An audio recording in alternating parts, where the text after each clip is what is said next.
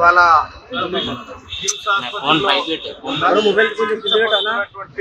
శ్రీతేజ్ అనేటువంటి అబ్బాయి ఎవరైతే ఉన్నారో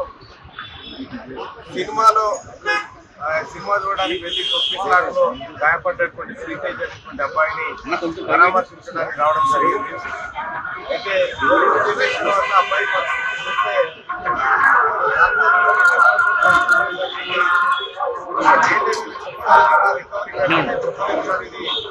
ఏడాది పట్టొచ్చు, 4 ఏళ్ళు పట్టొచ్చు, 8 రోజులైనా పట్టొచ్చు అని చెప్పి వాళ్ళు చెప్తా ఉన్నారు. అబ్బాయి కంప్లీట్ గా అంటే కాన్షియస్ లో లేడు, కేవలం మనిషి మాత్రమే తగ్గుతా ఉన్నారు తప్ప కూడా అతని బ్రెయిన్ కి మేజర్ గా డ్యామేజ్ అయినట్టుగా డాక్టర్లు చెప్తా ఉన్నారు. అబ్బాయి త్వరగా కోలుకోవాలని మనమంతా అనుకున్నప్పటికీ ఇక్కడ పరిస్థితులు చూస్తూ ఉంటే అందుకు భిన్నంగా కనిపిస్తా ఉన్నాయి.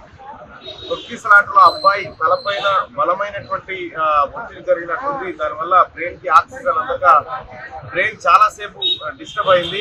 మళ్ళీ రికవరీ కావడానికి ఈజీగా కావడం లేదు. ఏదేమైనప్పటికీ కూడా ఆ అబ్బాయి పరిస్థితి మాత్రం అగమ్య గోచరంగానే ఉంది.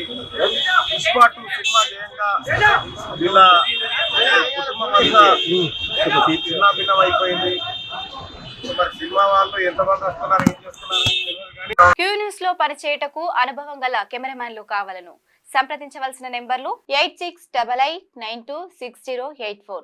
qnewsads@gmail.com ను సంప్రదించండి. లైక్ చేయండి.